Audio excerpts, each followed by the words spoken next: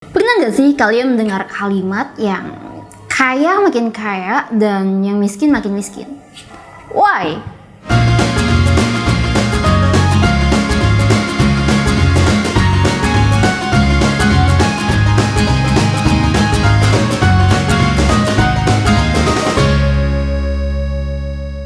Ini video pertama di channel YouTube aku Ainarin, and hello.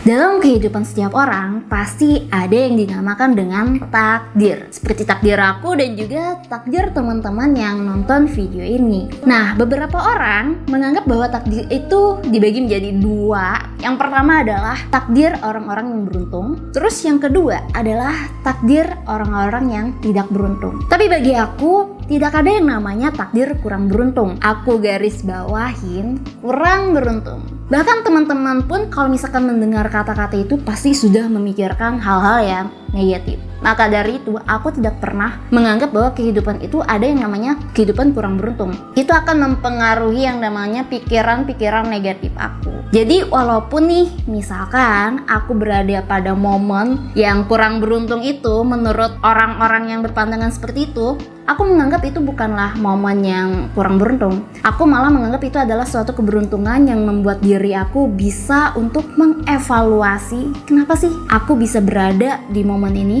Oke, langkah yang aku lakukan semisal aku berada di momen itu, yang pertama aku harus mencari tahu nih problemnya kenapa, kok aku bisa berada di momen itu. Yang kedua, aku harus mencari tahu solusi yang apa yang tepat agar aku tidak mengulang kejadian yang sekarang di masa yang akan datang. Jadi itu adalah hal yang positif bagi aku. So kesimpulannya adalah bahwa kehidupan itu menurut aku adalah suatu keberkahan yang wajib banget untuk kita syukuri di setiap saat, kapan aja dan dimana aja. Sekarang kita bahas mengapa orang kaya makin kaya dan orang miskin makin miskin.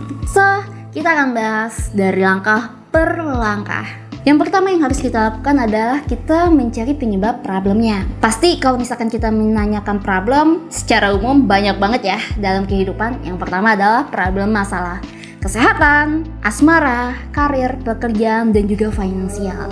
Nah, kalau misalkan kita menghubungkan nih dengan peribahasa tadi, apa sih problem yang tersangkut paut, yaitu problem tentang finansial. Nah, problem tentang finansial ini yang sering banget terjadi di kehidupan kita itu yang pertama, uang kita cepat banget nih habis. Kalau misalkan kalian baru gajian atau baru dikasih orang tua, baru tanggal muda itu udah habis. Nah, kita nggak tahu nih uang kita kemana aja. Itu adalah suatu problem yang sering banget terjadi. Terus yang kedua, tidak ada yang namanya dana darurat. Kalau misalkan kita berada di suatu momen mendesak banget, keadaan darurat, tapi kita tidak memiliki yang namanya dana darurat, sehingga membuat kita akan berutang ke sana kemari. Ya, kita nggak tahu ya di masa yang mendatang itu bagaimana. Terus yang ketiga, yang terakhir adalah kita sadar nggak sadar tabungan kita selalu kita tarik. Kita jadinya kayak lebih ke konsumtif, selalu memakai uang kita tanpa memikirkan untuk menabungnya gitu, untuk menyimpannya dengan baik tanpa harus menarik-nariknya. Nah, ini adalah problem cash yang sering banget terjadi di kehidupan nyata. Mungkin kalian ada salah satunya. Kesimpulannya, kalau misalkan kalian mengalami problem finansial, pastinya kehidupan masa kini kalian akan kacau, apalagi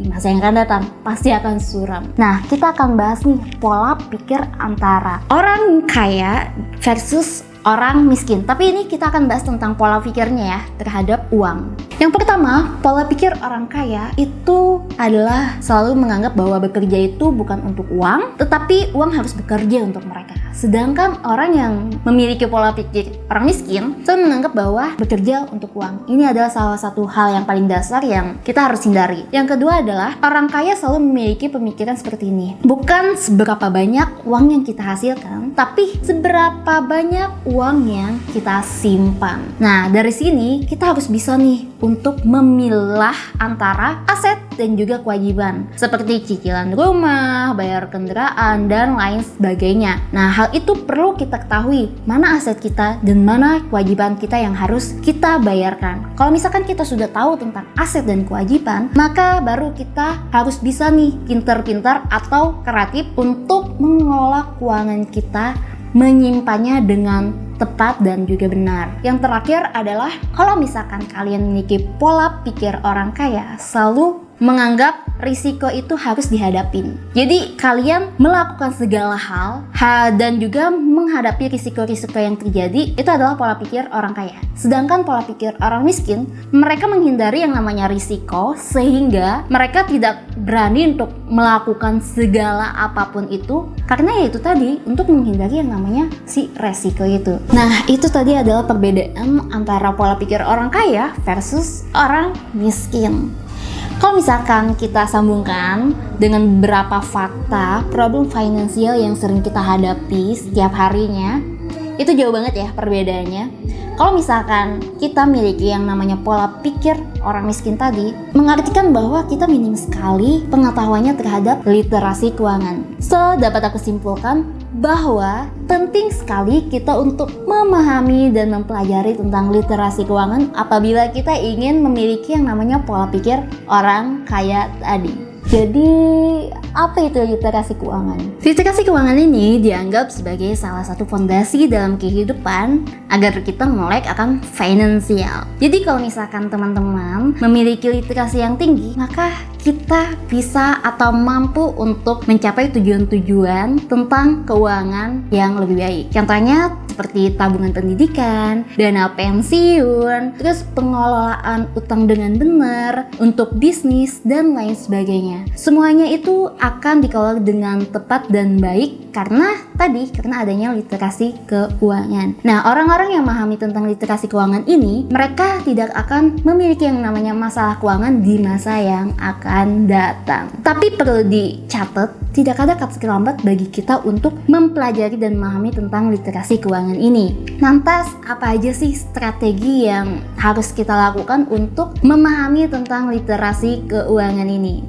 Langkah pertama untuk mulai literasi keuangan itu adalah kita harus membuat yang namanya anggaran. Jadi kalau misalkan kalian udah memiliki yang namanya pemasukan, entah itu dari gaji, bonus, hasil dari freelance, atau dikasih orang tua, itu termasuk pemasukan juga. Kalian harus bisa nih membagi-bagi pemasukan itu untuk pengeluaran kalian. Nah, pengeluaran ini apa aja? Ada yang pengeluaran tetap, seperti kayak misalkan bayar kos atau bayar rumah atau bayar cicilan yang lainnya, atau tagihan, itu adalah pengeluaran tetap. Terus dibagi juga dengan pengeluaran yang tidak tetap. Nah, jadi dari pendapatan atau pemasukan yang kalian dapatkan itu harus bisa yang dimana pendapatan atau pemasukan itu lebih besar dibandingkan pengeluaran kita. Terus yang kedua, mulailah menabung. Jadi kalau misalkan kalian masih tidak bisa menabung, maka cobalah untuk menargetkan suatu tujuan agar kalian bisa nih secara rutin untuk menabung untuk ya mencapai tujuan itu tadi. Yang ketiga, catat pengeluaran dalam periode tertentu. Misalkan dalam 1 hari, 1 minggu, 1 bulan, bahkan 3 bulan, 1 tahun, itu dicatat secara periode tertentu. Jadi kita bisa tahu nih pengeluaran kita di mana aja. Fungsinya apa? Kita tidak tahu kalau misalkan terjadi pengeluaran yang lebih dari pendapatan kita, itu bisa menjadi sebuah evaluasi kita untuk anggaran kita di masa yang akan datang atau misalkan periode berikutnya. Jadi kita bisa nih memanage bahwa pengeluaran kita tidak boleh lebih dari berapa misalkan. Jadi kayak gitu ya. Jadi penting banget pencatatan pengeluaran ini. Terus yang keempat, kita harus bisa mengolah yang namanya utang dan juga pengeluaran yang lainnya, kayak itu adalah pengeluaran wajib. Jadi kalau misalkan teman-teman punya utang atau cicilan, ini perlu banget untuk dianggarkan. Jadi itu adalah pengeluaran wajib yang emang harus wajib dibayar. Terus yang terakhir, ini penting banget,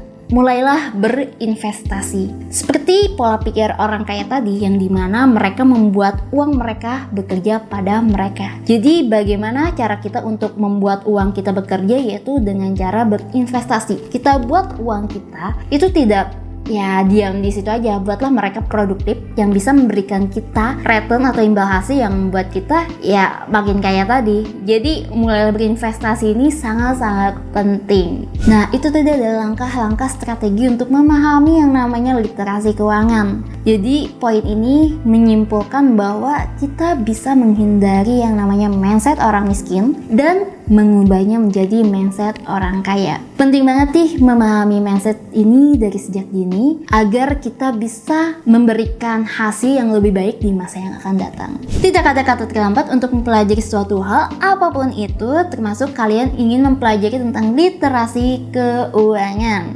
Jadi bagaimana pengalaman kalian terhadap pengelolaan keuangan? Yuk di komen. Sekian video dari aku. Semoga bermanfaat. Thank you for watching. See you in the next video. Bye!